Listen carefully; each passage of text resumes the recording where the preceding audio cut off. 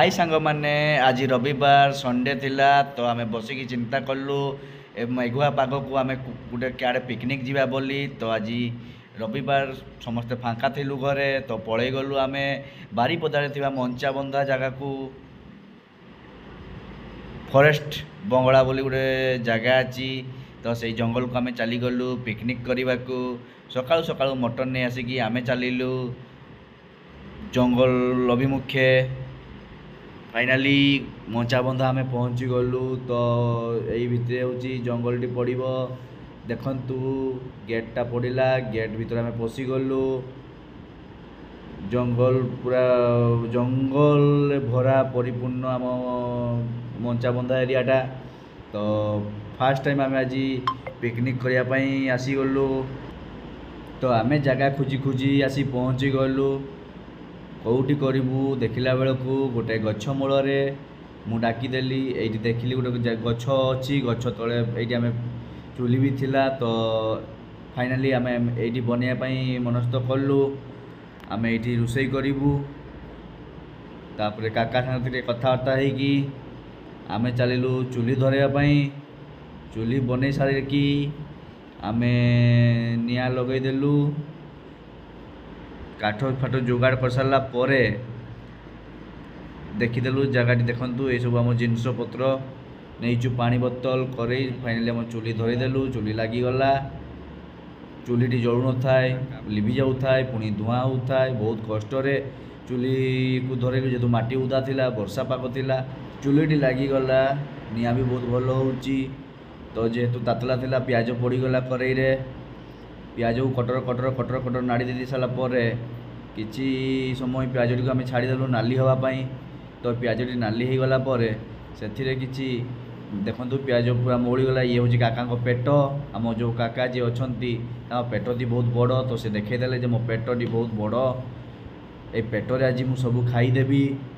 तो mutton T जेहेतु होता मटन लोभ माने अति प्रबल भोक आमको होता है प्याज टी देखु पूरा हो गलापर आम अदा रसुण पेस्ट को छाड़देलु ता भर अदा रसुण पेस्ट गोटे कषि कषि कषि कषि ताको पुणी सेमती हलदी पकईदेलु हलदी पकई सारा नाड़ीदेलु कटर कटर कटर कटर कर लंका गुंड पकईदेलु लंका गुंड पकई सारापर देखुवे दी आम टे लंका राग टी अधिका तो राग को अधिका कलु तापर कटर कटर कटर कटर करदेला देखुए भल भाव नाड़ी नुड़ाक आम बसिलु गपसप हेलु तो काका शुईचंदी ये आमर रोषिया भाई रोषे कर ये बहुत बढ़िया रोषे करती तो चिकेन मटन जे थोड़े आम हाथ रंधा खाइब जमा भूली पारनी तो आमर फिस्टी गले ये सब रोषे करती देखुवे केते सुंदर मसलार कलर हो आसला एबे आम मांसटी को पकईदेबू ता उपरे पूरा प्योर मटन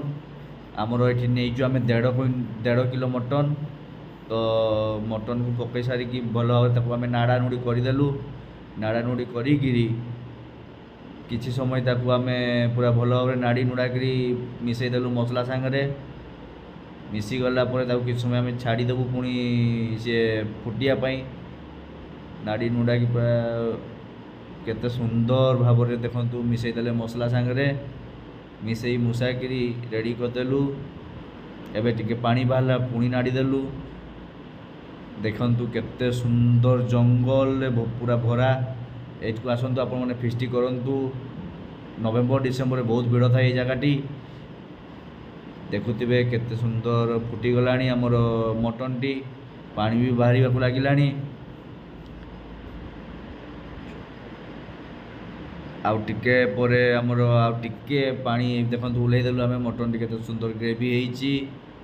आम मुढ़ी सांगे ताकू नेलु मुढ़ी गुड़े खाइबू मटन मयूरभंजर प्रिय खाद्य मुढ़ी आ मांस मुढ़ी मटन तो आपण भी थोड़े खातु मुढ़ी मटन पूरा जमईदेले आम मुढ़ी सांग को मटन ये जो मेघुआ पाग को पूरा माने अलग प्रकार टेस्ट एवं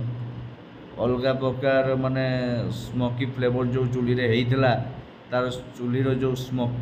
माने फ्लेवरटा बहुत बढ़िया लगे ଆପଣ ଗ୍ୟାସ୍ ରାନ୍ଧିଲେ ବି ସେ ଟେଷ୍ଟ ପାଇବେ ନାହିଁ।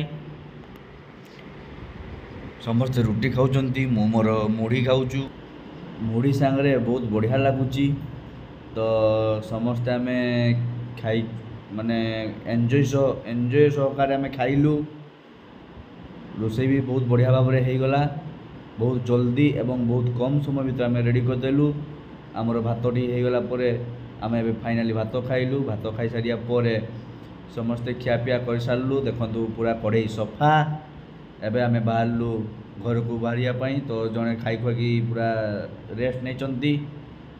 ସେ ଗଡ଼ିଛନ୍ତି, ଶୋଇଛନ୍ତି। ତ ଆମେ କହିଲୁ ଚାଲ ଘରକୁ ଯିବା। ଫାଇନାଲି ଆମ ପ୍ରୋଗ୍ରାମ୍ ଆଜି ଏଇଠି ସରିଗଲା। Happy Sunday. ରହିଲୁ। ଜୟ ଜଗନ୍ନାଥ ଭାଇମାନେ। ପୁଣି ଦେଖା ହେବ ନେକ୍ସଟ ଭିଡ଼ିଓରେ। ତ ସେଥିପାଇଁ ବାଏ ବାଏ, ଥ୍ୟାଙ୍କ ୟୁ।